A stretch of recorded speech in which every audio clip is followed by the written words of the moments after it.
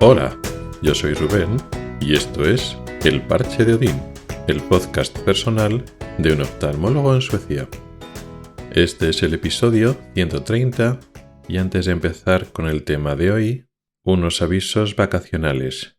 Voy a estar unas semanas de vacaciones fuera de Suecia, me voy de viaje, por lo que estaremos durante unas semanas sin el podcast. Volveré sobre finales de agosto, con lo cual pues estaremos 3-4 semanas más o menos sin podcast. Y ya a finales de agosto y comienzos de septiembre empezamos, por decirlo así, este curso académico 2023-2024. Y el tema de hoy son las metas del médico, los objetivos profesionales, la causa última, la causa final, el motivo por lo que los médicos se hacen médicos, estudian la carrera y desarrollan su especialidad y por lo que siguen trabajando día a día. Esta cuestión es por supuesto muy simplista y no tiene una respuesta sencilla y fácil. Cada persona es un mundo, cada médico tiene su propio motivo, incluso dentro de una misma persona individual. No es un solo motivo, hay muchos motivos que van confluyendo, que tiene diferente peso e incluso dentro de una misma persona a lo largo del tiempo pueden variar esos motivos por los que uno se hace médico. En algunos momentos de la vida de una persona, de un médico, tiene más peso unos motivos, unas razones, y cuando se va haciendo mayor, cuando van pasando los años, pues algunos motivos pierden peso, otros ganan peso. Por supuesto, puede pasar que en global los motivos pueden ir aumentando y decreciendo, uno puede perder las ganas de seguir haciendo lo que hace, incluso también ocurre al revés.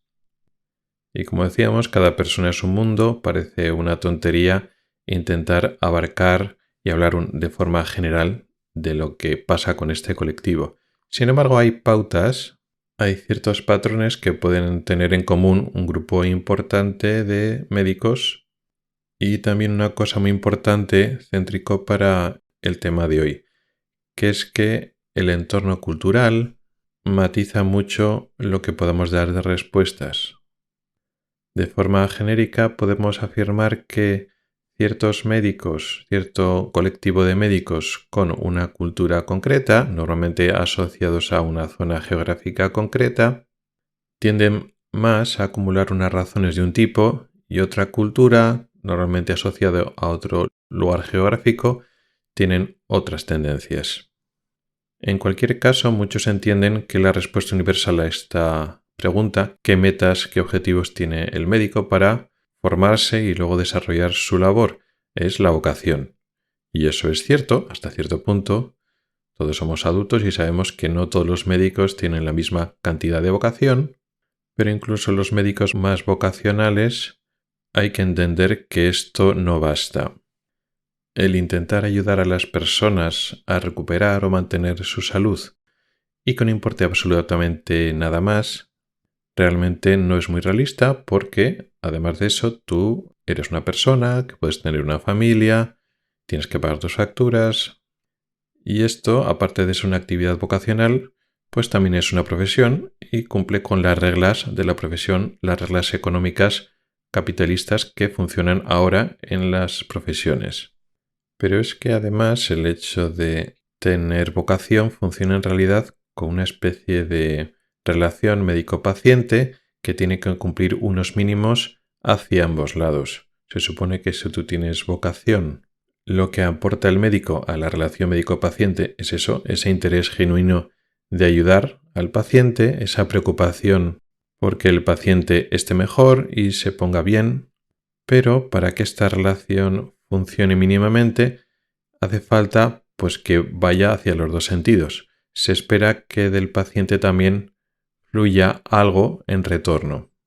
Esa relación de empatía necesaria que tiene que tener el médico para que realmente tenga lugar ese carácter vocacional se complementa con la reacción del paciente que acepte, entienda, conecte en cierta medida con ese pacto tácito que es la relación médico-paciente.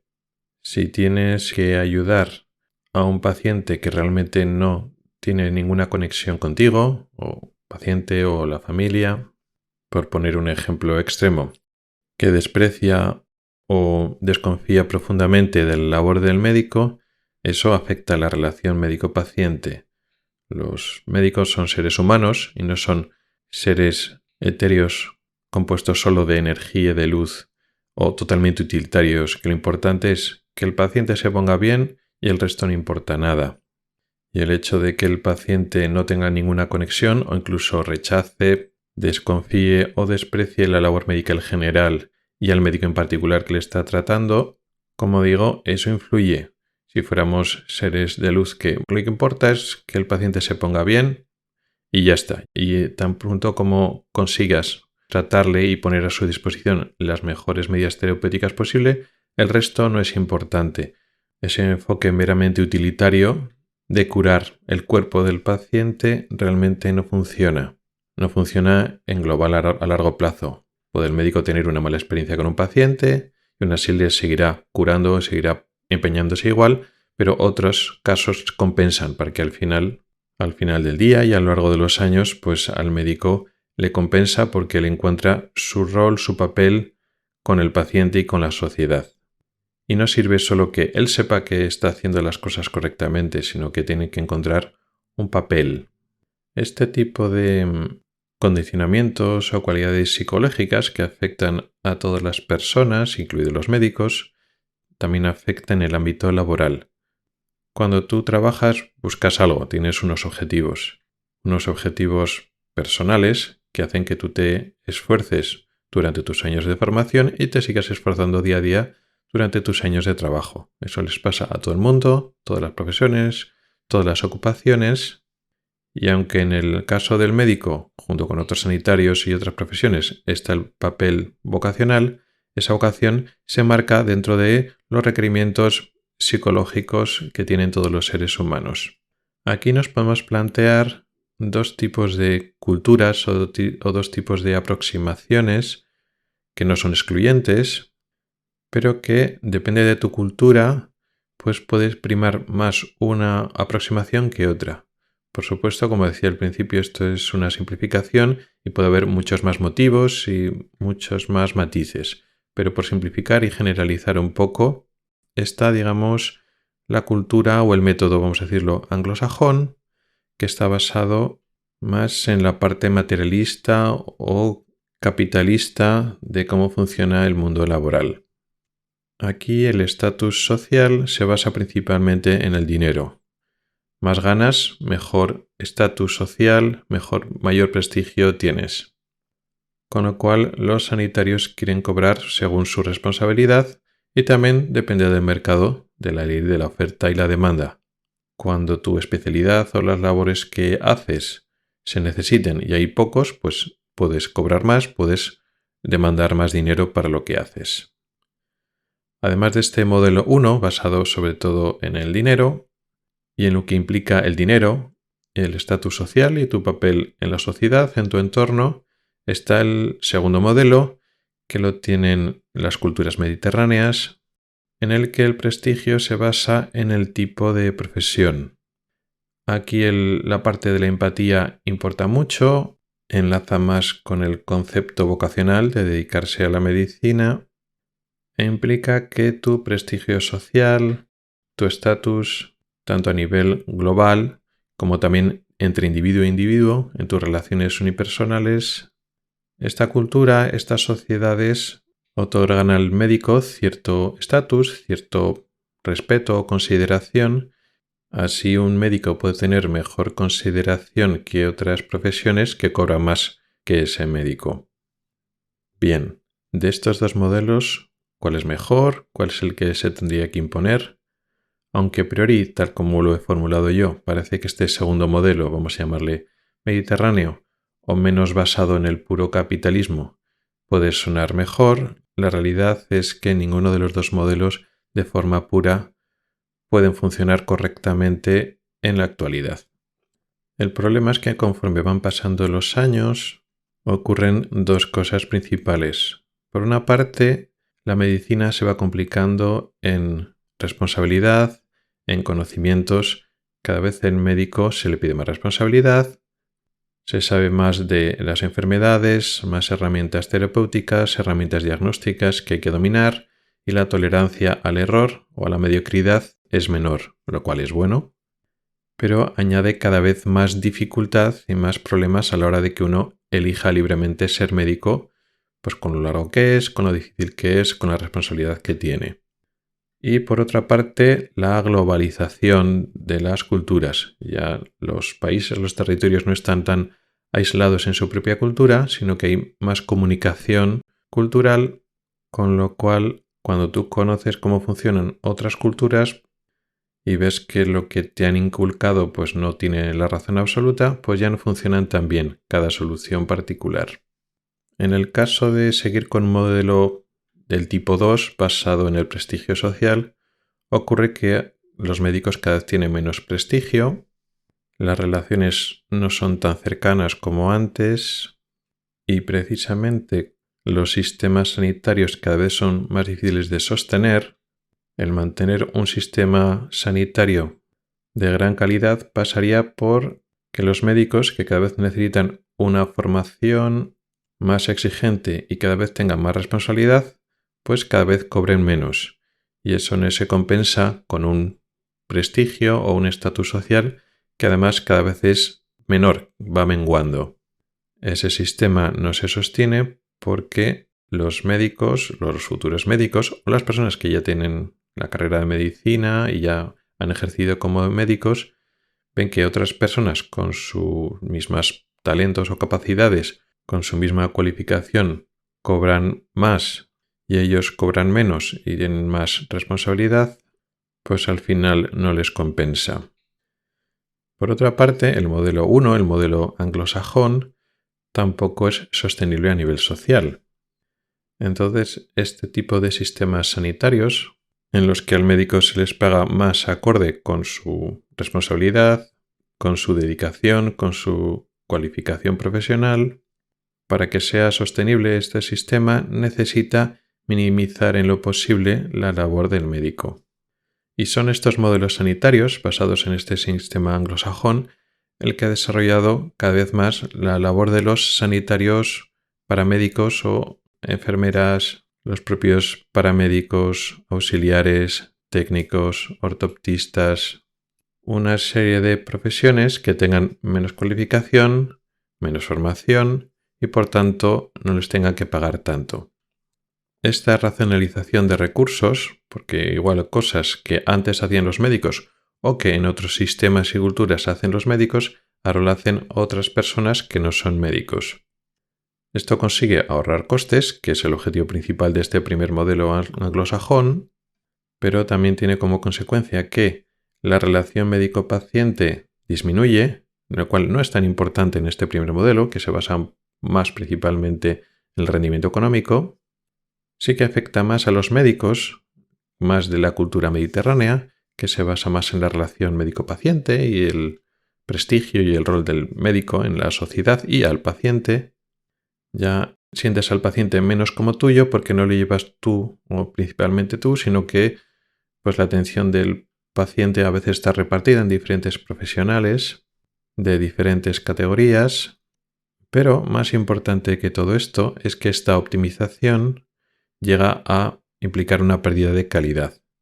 No siempre, sí que hay labores que tradicionalmente o históricamente ha hecho el médico y que lo puede realizar otra persona, otro profesional, sin perder calidad, pero hay otras muchas cosas que sí, que en pos de la sostenibilidad del sistema se permite esa pérdida de calidad porque la alternativa que plantean es que el sistema no funcione en absoluto. Y es mejor que funcione peor a que no funcione. O eso es como lo ven o como te lo plantean los jefes, los gestores que van tomando esas decisiones de optimizar, que es otra forma de decir, bueno, recortar la labor del médico porque no nos interesa pagar al médico para que haga esas tareas o porque no hay. ¿Por qué no va a haber médicos? Bueno, en España no está el problema ese todavía, a pesar de que nos lo quieren vender, que faltan médicos. Eso ya lo hemos hablado otras veces. El sistema sanitario español ha funcionado durante décadas con un exceso de médicos para poder ofrecer al médico condiciones laborales muy malas. Pero en otros países, como por ejemplo Suecia y otros muchos más, realmente sí que hay falta de médicos. Pero esto es derivado de este problema, vamos a decir, de aproximación anglosajona. No merece la pena estudiar para hacer medicina en estos contextos porque son carreras muy largas, muy exigentes y durante la vida laboral tienes mucha responsabilidad para lo que cobras. Y en estas culturas, la anglosajona, pero también la cultura nórdica, que es mucho más individualista, que el rol del entorno social importa mucho menos al individuo, con sus cosas buenas y malas. Aquí vamos a ver las partes malas. Lo del estatus social basado en tu rol de médico tiene mucha menos importancia en lo que tenían las sociedades mediterráneas hace un tiempo. Digo tenían porque las sociedades mediterráneas también están perdiendo esto. Entonces la gente no hace medicina y tiene mucha lógica no hacerlo. Si tienes capacidad para estudiar, te dan la oportunidad y el talento para estudiar, hay otras muchas carreras en las cuales a ti te va a ir mejor en ese sentido. Menos responsabilidad, menos preocupaciones y tienes la oportunidad de cobrar más dinero, con lo cual pues es muy difícil convencer a la gente para que se haga médico. Pero es que además, una vez los médicos son médicos, y en un sistema más flexible como el sueco, en comparación con el sistema español, muchos médicos, que ya son médicos, cada vez les interesa menos la labor médica de ver y tratar con pacientes, y se buscan tareas, puede ser investigación o otras tareas administrativas, que consiste en no ver pacientes. Este fenómeno, que es preocupante y que lo estoy viendo mucho en Suecia, tiene muchas causas, desde problemas de competencia profesional a un desapego por la labor médica, una falta de vocación. Pero en cualquier caso, estas sociedades modernas, y aquí ya estoy metiendo todos los modelos en el mismo saco, las sociedades modernas no estaban ofreciendo el ambiente, el entorno o las condiciones adecuadas para que una parte de los integrantes de esta sociedad decidan ser médicos para ayudarse unos a otros en la parte de la salud, digamos en la cúspide más alta de lo que es las profesiones sanitarias. La espiral del dinero, de pagarles más y pagarles más, vemos que no funciona. Al final, para que un sistema, da igual público o privado, sea compatible con esto, o restringes mucho la atención sanitaria que le das a la población o a los asegurados de los sistemas privados, o limitas mucho la tarea del médico para minimizar costes y eso al final lleva a una pérdida de calidad.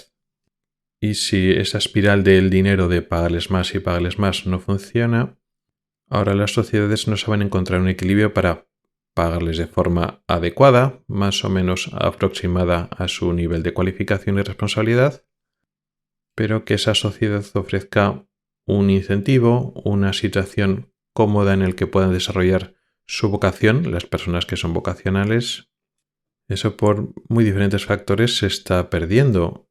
La gente que incluso tiene vocación y quiere genuinamente ser médico, por lo que eso implica, al final encuentra un entorno social hostil que le desanima constantemente a realizar su labor.